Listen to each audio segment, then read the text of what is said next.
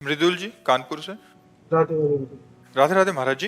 महाराज जी, मेरा प्रश्न यह है कि यदि कोई व्यक्ति किसी काम की पूर्ति के लिए मेहनत और नाम जप दोनों कर रहा है, परंतु फिर भी उसका काम बनते तो बनते पूर्व रुक का जाए, उसका पाप जो है उसको असफल करता है, क्योंकि पूर्व का पाप भोगने के लिए दुख चाहिए ना। तो हम बहुत पढ़ाई लिखाई की, हमारे पास डिग्रियां हैं, प्रयास करता हूँ, सफल होते होते असफल हो जाता हूँ, ये पूर्व का पाप है। इसके लिए भजन और बढ़ाओ। कई बार हमने कहा जैसे हमारा पूर्व का पाप 500 ग्राम है, हमारा भजन 50 ग्राम है, तो 450 ग्राम अभी पाप ऊपर लदा है। जब हम इतना भजन करें कि 500 क्रॉस कर जाए, तब हमारा चमत्कार दिखाई देगा, तब जो सोचोगे वो होने लगेगा। तो हमें डट के भजन करना चाहिए, असफलता में निराश नहीं होना चाहिए। हमारे ही कर्मों का परिणाम हमें असफल कर रहा है, और भजन जितना बढ़ा दोगे उतना ही सफलता मिलती चली जाएगी। चाहत। राधे राधे। राधे राधे महाराज जी। महाराज जी, नाम जप करने पर भी अगर आनंद और प्रेम नहीं आ रहा तो महाराज जी। तो पूर्व के पाप नष्ट हो रहे हैं, चिंता मत करो, वो फ्री नहीं जा रहा, वो व्यर्थ नहीं जा रहा, वो काम अपना कर रहा है। आपके अंदर जो जलन है, जो अशांति है, वो आपके पूर्व जन्मों के पापों का नाश कर रहा है, और जहाँ नाश हुआ तो आनंद आ जाएगा, फिर एक नाम में भी रोमांच हो जाएगा। जब तक आपके पाप नष्ट नहीं होते तब तक बिल्कुल रूखा सूखा हृदय रहता है, मन भागता रहता है। नाम जपो तो खींचना पड़ता है, और जब उसी खींच खींच कर जपते जपते जहाँ पाप नष्ट हुए तो आनंद आ जाए। फिर तो रो रो करके प्रेम में डुबो डुबो कर राधा राधा, आंसू चल रहे राधा राधा, वो विकल होता जाता है। लेकिन ये तभी होगा जब पाप नष्ट हो जाएंगे। तो अभी पाप नष्ट हो रहे हैं, आनंद नहीं आ रहा, चिंता मत करो, वो आनंद देने वाला ही है, और परमानंद प्रदान ही करेगा, व्यर्थ नहीं जाएगा नाम। गुरविंदर कौर भाटिया जी, प्रयागराज। राधे राधे राधे महाराज जी, आपके चरणों में कोटि कोटि नमन। महाराज जी, मैं गुरु ग्रंथ साहिब जी का नित्य पाठ करती हूँ। जैसे कि गुरु ग्रंथ साहिब में लिखा है, और आप श्री के श्रीमुख से भी सुना है कि हमेशा प्रभु का सिमरन करो, संतों के प्रति सेवा भाव रखो। मेरा सवाल है कि घर गृहस्थी वाले प्रभु का स्मरण करते हैं तो एक ध्यान अंदर से रहता है कि प्रभु हमारे परिवार की पर दृष्टि रखिएगा, बच्चों को सद्बुद्धि दीजिएगा। महाराज जी, ये अच्छा है, इसमें कोई परेशानी नहीं, बहुत अच्छा है। हम किससे कहेंगे? जब हमारे वही सब कुछ है, तो हमारा जो परिवार है उसकी पूर्ति के लिए हम धन की भी आकांक्षा उन्हीं से करेंगे, और उस परिवार की रक्षा के लिए, संकट निवृत्ति के लिए भी हम उन्हीं से प्रार्थना करेंगे। प्रभु के सिवा हमारा कोई नहीं है, तो इसलिए ऐसा करना अनुचित नहीं है, करना ही चाहिए। क्योंकि हमारा परिवार है, गृहस्थी में है, तो हमारा परिवार सद्बुद्धि वाला बने, स्वस्थ रहे, हमें ऐसा धन मिले जिससे हम अपने परिवार का पोषण कर सकें। ये चाह तो हमें बनी ही रहेगी, क्योंकि हम गृहस्थ हैं, हमारा परिवार है, ये तो चाह रहेगी और रहना भी चाहिए, और भगवान से प्रार्थना करनी चाहिए। वो एक निष्काम भक्ति इस भक्ति के ऊपर जागृत होती है, वो इसका फल होगी। जब वो भक्ति जागृत होगी तो सारी जिम्मेवारी भगवान संभाल लेते हैं, और वो निष्काम हो जाता है, उसके अंदर कोई कामना नहीं होती। आगे से आगे भगवान सब परोसते रहते हैं उसको जो ज़रूरत होती है, क्योंकि भगवान सर्वज्ञ हैं, भगवान सब कुछ जानते हैं। तो जो ज़रूरत होगी, हम ऐसा देखते हैं कि जैसे हमें ज़रूरत है 10 रुपया की, तो 11 रुपये आ जाएंगे। 10 की चिंता तुम्हें नहीं करनी, एक एक्स्ट्रा आ गया है कि 10 तो काम में प्रयोग कर लो, एक अपने विश्वास के लिए रख लो कि 10 की जरूरत थी, 11 मालिक ने दे दिए। तो ऐसा जब हम अनुभव करने लगते हैं तो अपनी कामनाएं शांत हो जाती है कि यार कामना क्या करना है, भगवान अपने से आप पूरा कर रहे हैं। पर ये उच्च कोटि की भक्ति है। अभी हमारी जो भक्ति है वो कामना वाली है, तो हम जो भी कामनाएं करें केवल प्रभु से करें, और सही बात, हमारी रक्षा और हमारी कामनाओं की पूर्ति भगवान ही कर सकते हैं। ये संसार स्वयं भिखारी है, ये क्या कर सकता है? जिससे तुम मांग रहे हो वो भी मांगने वाला है, जिससे तुम मांग रहे हो वो भी मांग रहा है, उसके अंदर भी कामना है, तो वो हमें क्या तृप्त कर सकता है? तृप्त तो वो कर सकता है जो जगत का मालिक है, इसलिए हमें उसी से मांगना चाहिए। वो हमारा पिता है, वो हमारा स्वामी है, हम उससे मांग सकते हैं। पर मांग तभी पूरी होगी जब 2 बातें होंगी, या तो तुम्हारा अनुष्ठान जोर का होगा, भजन तो पूरी होंगी, या भाव जोर का होगा। भजन भी नहीं है, लेकिन भाव लग गया कि प्रभु अब तुम ही बचा सकते हो, तो निश्चित चमत्कार हो जाएगा। जैसे द्रौपदी जी का अंतिम भाव जुड़ा कि अब तो कोई रक्षा करने वाला नहीं, तो गोविंद वस्त्र बन गए, भगवान के वस्त्र ही बन गए। जब गजेंद्र को पता चला कि अब की झटके में ग्राह मुझे डुबो देगा, तो हरि, तो भगवान उसी समय आकर के नहीं, एक जब बिल्कुल एक तार कनेक्शन होगा तब तुम्हारी बात सुनी जाएगी। भगवान का फोन नंबर क्या है? भाव। भाव बिन सुनी पुकारे मैं कभी सुनता नहीं। और भाव पूरित टेर ही, टेर माने पुकारना, भाव पूरित टेर ही करती मुझे लाचार है। जब सब जगह से आशा विश्वास खत्म हो गया और एकमात्र भगवान का, तो चमत्कार प्रकट हो गया। जीवन में वही भक्त आगे बढ़ पाता है जब उसे भगवान की कृपा का अनुभव होता है कि इतनी बड़ी कृपा, मुझे इतना दुलार भगवान कर रहे हैं। तो ये तभी होगा जब केवल भगवान का आश्रय होगा। किसी वस्तु व्यक्ति का आश्रय तो चंद सहयोग कर सकता है, लेकिन हमें पूर्ण निष्काम भगवान बना सकते हैं। आपने दो तरीके बताए, एक था अनुष्ठान और दूसरा भाव। महाराज जी, जैसे आपके श्रीमुख से सुना है कि भजन खर्च होता है, तो खर्च अनुष्ठान वाले में हमारा भजन जाएगा और भाव वाले में ये रहे, भाव में तो डायरेक्ट कृपा होगी, वो अलग सिद्धांत हो गया। जैसे एक है कि रुपया दे करके दुकान से खरीदना, और एक है कि दुकान वाला हमारा संबंधी, हमारा पिता है, हमारा भाई, हमारा, तो वो फ्री मिल जाएगी। तो भाव में संबंध बनता है। ईश्वर अंश जीव अविनाशी, अंश जो जीव है वो अपने अंशी भगवान से पुकार कर कह रहा कि अब आपके सिवा कोई नहीं, तो वो वहाँ भजन की बात नहीं रहेगी, वहाँ भाव की बात है। भाव से सीधा कनेक्शन की पूर्ति होगी। मेरा बेटा चला गया महाराज जी। क्या कह रहे हैं? बेटा चलेगा कह रहे। अब इसका नाम मृत्यु लोक, बेटा जाएगा, हम भी जाएंगे, तुम भी जाओगे, ये तो जाना पड़े। देखो, हाँ, ये तो धैर्य रखना पड़े। इसका नाम क्या है जानते हो? इस लोक का नाम मृत्यु लोक। यहाँ सबकी मृत्यु होनी, ये है कि आज नहीं तो कल, कल नहीं तो परसों जाना है। हम सबको जाना है, जाने की तैयारी कर लो। जो पहले से तैयार न थे पछता कर चले गए। यहाँ से जाना पड़ेगा, अच्छे काम कर लो, दूसरों को सुख पहुँचा लो। मरना तो है ही यार, मरना तो पता नहीं किस सेकंड में है। सेकंड में मृत्यु, न कोई पीड़ा न कोई कुछ, ऐसे बस दिल फेल हुआ, खत्म के। कोई बहुत बड़ी मशीन थोड़ी है।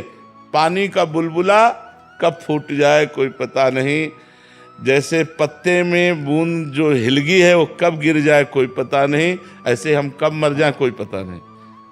आज मिले तो सौभाग्य, कल मिलना हो कि ना हो, कब कौन कहाँ बिछड़ जाए कुछ पता थोड़ी है। इसलिए नाम जप करो, रो मती, सबको जाना है, सबको जाना, कोई नहीं बचेगा, तुम भी जाओगी। नाम जप कर लो। अब जो अपने रिश्ते नातेदार मर रहे हैं उनके लिए नाम जप करके दो, उनका भी कल्याण हो जाए और आपका भी कल्याण हो। रोने से काम नहीं चलेगा, कोई किसी की सुनने वाला नहीं है।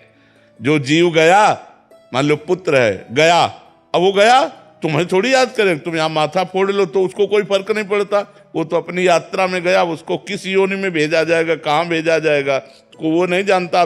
जैसे पूर्व जन्म में हमारे माँ पिता परिवार थे, हमको कोई ज्ञान नहीं, इस जन्म में कोई ज्ञान नहीं। ऐसे अब जहाँ शरीर छूटा तो अब उसको थोड़ी कि मेरी माँ रो रही, वो तो गया, उससे कोई मतलब नहीं रह गया।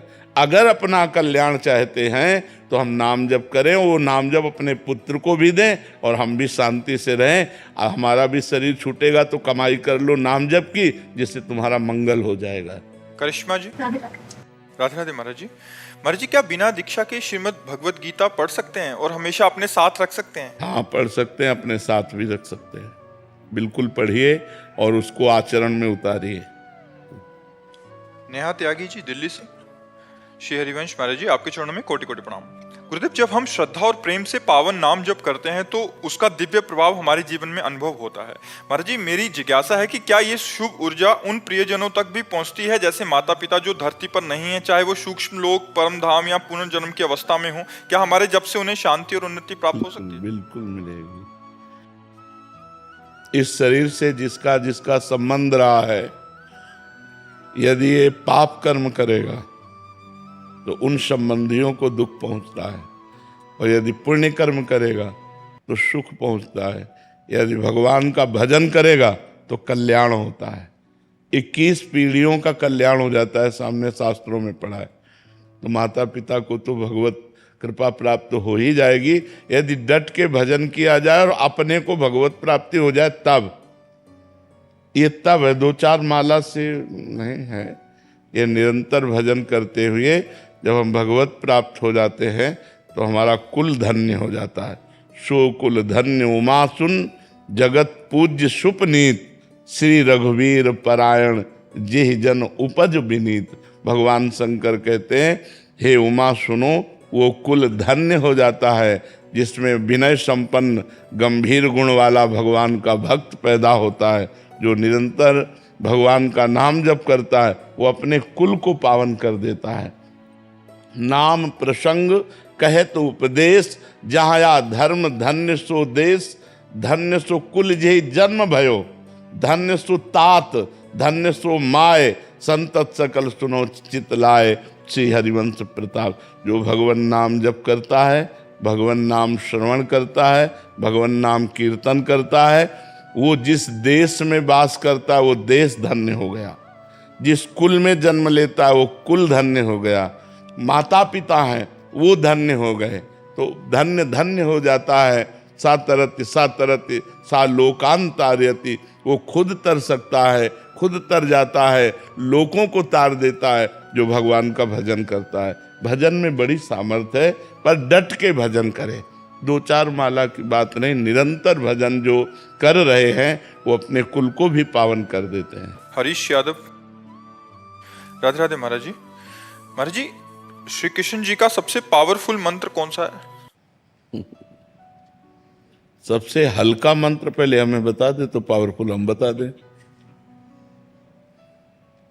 भगवान के सब नाम में, सब मंत्रों में समान शक्ति विराजमान है, कोई हल्का नहीं है। नहीं, भगवान का सब नाम समान है। अनंत नाम है, अनंत मंत्र हैं, अनंत ग्रंथ हैं, अनंत पंथ हैं, सब समान हैं, क्योंकि भगवान भगवान है। इसलिए कभी ऐसी भावना न करे कि ये तो हल्का मंत्र है, ये तो हल्का नाम है, वो बहुत गरु नाम है। ये सब नाम समान है, सब में समान सामर्थ्य विराजमान है।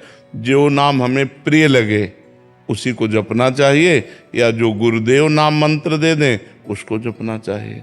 ऐसी भावना न रखनी चाहिए कि कोई हल्का मंत्र है या कोई बहुत पावरफुल मंत्र। सब पावरफुल हैं, जपने से है। अगर हमें बहुत पावरफुल मंत्र मिल जाए और हम जपें ना तो हमें कोई लाभ नहीं मिलेगा। और हम राम राम कृष्ण कृष्ण जपें, इसी से पावरफुल हो जाएंगे हम। जप के तो देखो, केवल भगवान का नाम जप के देखो, आपके अंदर कितनी अपार सामर्थ्य आ जाती है। नाम जप, भगवान के सब नामों में समान सामर्थ्य है। अवनी जी। राधे राधे। राधे राधे महाराज जी। महाराज जी, हम ऐसा क्या करें कि जीवन में हमारी वजह से कभी किसी को दुख ना पहुंचे और हम अपनी सभी जिम्मेदारियों का निर्वाह पूरे कर्तव्य परायणता से। नाम जप करोगे तो आपकी बुद्धि शुद्ध रहेगी, और शुद्ध बुद्धि ही ठीक आचरण करवाती है। न्यायाधीश ठीक हो तो न्याय ठीक होगा।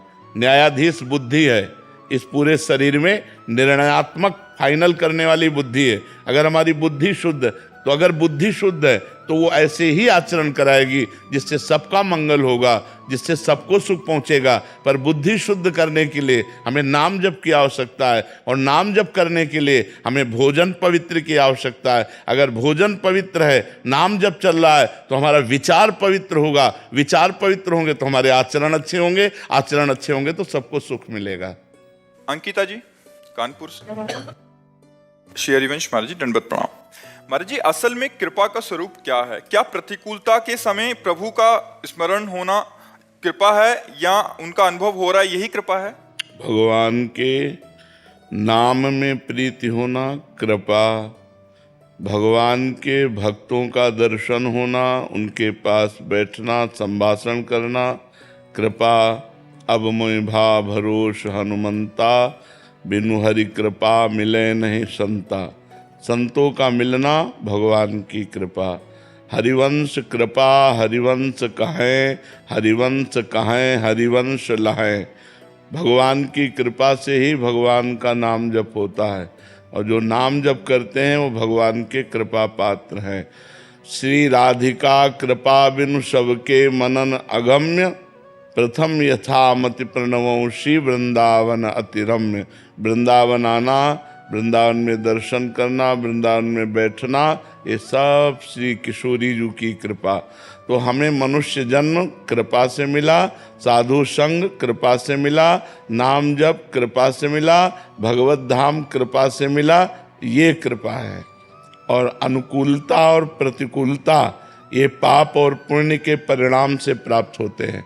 अगर इन दोनों परिस्थिति में हम भगवान का नाम स्मरण करें तो हम भगवान की कृपा पात्र हैं। अनुकूलता में भोगों में फंसकर भगवान का विस्मरण हो जाता है, प्रतिकूलता में विपत्ति और दुख ऐसा पीड़ित करते हैं कि भगवान का विस्मरण हो जाता है। ये कच्चाई है।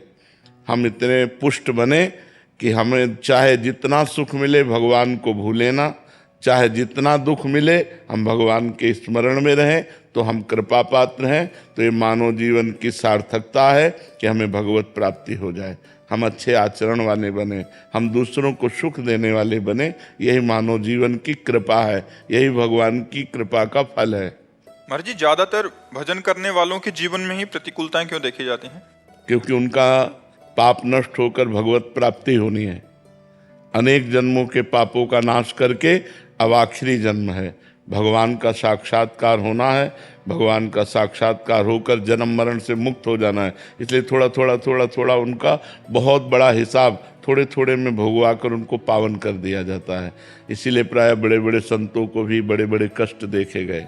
जी। सतपाल बंसल जी पानीपत से। राधे राधे महाराज जी। महाराज जी, आपके चरणों में कोटि कोटि प्रणाम। महाराज जी, भगवत गीता जी में लिखा है कि कर्म करो उसके अनुसार फल मिलेगा। महाराज जी, दूसरी तरफ ये लिखा है कि भगवान श्री कृष्ण जी कहते हैं कि मुझे ही जपो, मेरा ही ध्यान करो तो मोक्ष की प्राप्ति होगी। महाराज जी, अलग अलग। हाँ, तो कर्म फल से मोक्ष थोड़ी मिलता है, कर्म से मोक्ष थोड़ी मिलता है। अगर मोक्ष चाहिए तो भगवान की शरण में हो, भगवान का नाम जप करो, भगवान की आराधना करो। कर्म दो प्रकार के होते हैं, शुभ कर्म, अशुभ कर्म। अशुभ माने पाप कर्म, शुभ माने पुण्य कर्म। शुभ कर्म का फल सुख होता है सांसारिक, अशुभ कर्म का फल दुख होता है सांसारिक। लेकिन मोक्ष तो भगवान की शरण में होने से होगा। इसलिए भगवान की शरणागति, भगवान का नाम जप, भगवान की आराधना, ये हमें शुभ और अशुभ दोनों कर्मों से मुक्त करके आनंदमय, परमानंदमय, विज्ञानानंदमय, अखंडानंदमय, प्रेमानंदमय बना देती है। तो भगवान की आराधना अलग चीज है और कर्म अलग चीज है। कर्म दो ही प्रकार के होते हैं, पाप कर्म या पुण्य कर्म। और पाप और पुण्य दोनों से अलग भगवान का भजन का मार्ग है, जो पाप और पुण्य दोनों को नष्ट करके भगवत प्राप्ति कराता है। जब तक पाप शेष रहेगा तब तक नरक भोगना पड़ेगा, जब तक पुण्य शेष रहेगा तब तक स्वर्ग भोगना पड़ेगा। पाप पुण्य दोनों अवशेष रहेंगे तो उनसे मिश्रित होकर मनुष्य देह की प्राप्त होती है। न पाप न पुण्य तो भगवान को प्राप्त हो गया, मोक्ष को प्राप्त हो गया।